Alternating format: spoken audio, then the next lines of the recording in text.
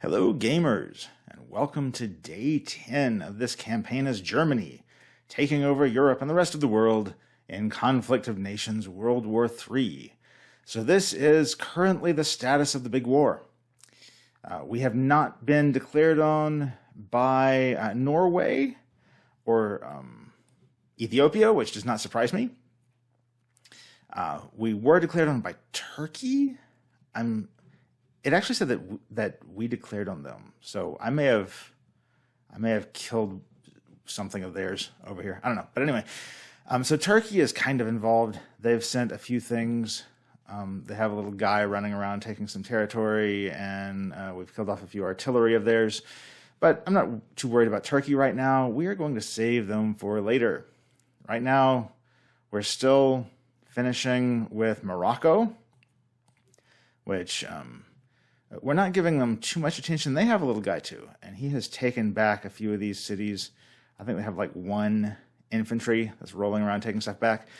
But we have, like almost all of their homeland cities now, and we're gonna keep working on that. They're easy though, so not a big deal. Poland is the big one, and what I said in the first of the game, that they could be pretty good players. I don't necessarily know that I would call them good players, but they are tough players. They have a lot of troops, I'll put it that way. They have a whole mess of these guys, tank destroyers, and, well, this is motorized infantry. That's nice. Tank destroyers, and they have a lot of mechanized infantry too. Here we have motorized infantry, which are a little bit easier to kill off, so that's okay. And so, yeah, we started out, I think they were off, Poland was offline when we started out. They play at night, which makes it a little bit rougher, because when you have a big war like this, especially if you're using airplanes, you have to direct where they're going. So I had to stay up late to handle these guys. Most of the night handling these guys. But anyway, so we started just tootling on in and taking some of the territory, and the only real problem were those destroyers up here who were shooting at our troops as we passed by. Not really a big deal. Get a couple of their cities in, get close to their capital, Warsaw, and suddenly we're met with artillery and a full load of a combination of mechanized infantry and tank killers. So we took out that group. We have left one piece of artillery to take care of. I may have to bring the planes in. My little guys here may not be enough to actually finish that off, but I'm hoping we can get rid of that one piece of artillery with just a few ground troops, because we still have this down here. We still have this unidentified armored contact, but we know what that is. That is tank killers and motorized infantry. So hopefully we're going to get that killed off pretty quickly. It'll probably actually take a few hours. As far as I can tell, that is the last of their stuff in this area, these things. It's the last of what they have in this area. I'm not sure if they still have anything up here. I'm pretty sure, because after we killed off this main one here that was guarding the cities, we had another one pop in, and I think it was this guy. It was Division 1, because I had been reading in the news that Division 1, Anti-Tank Division 1 was taking over these cities over here, and then we had Anti-Tank Division 1 appear over here. So I think it's this guy. They may not have anything over here. And he came up through here, had a big fight. I actually slept for a few hours while my planes were taking care of that. Managed to kill him in this city right here.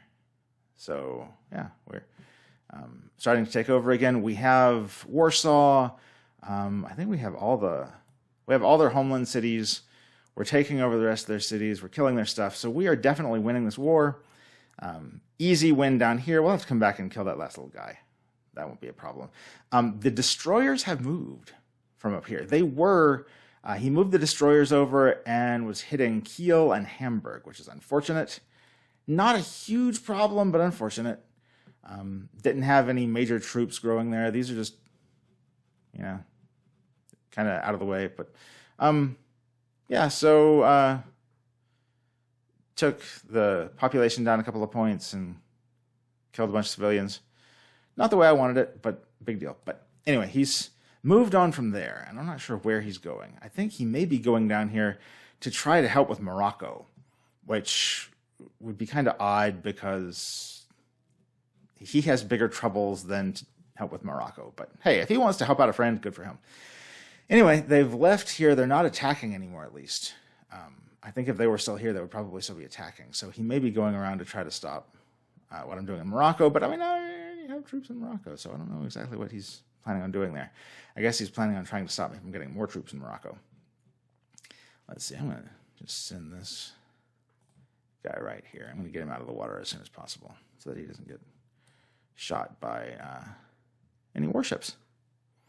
All right. So I'm thinking I should have listened to 54,000 Biker, the YouTube user who told me about naval strike fighters, because now I'm having to deal with ships and I'm going to have to wind up sinking them using my regular strike fighters, which they can do.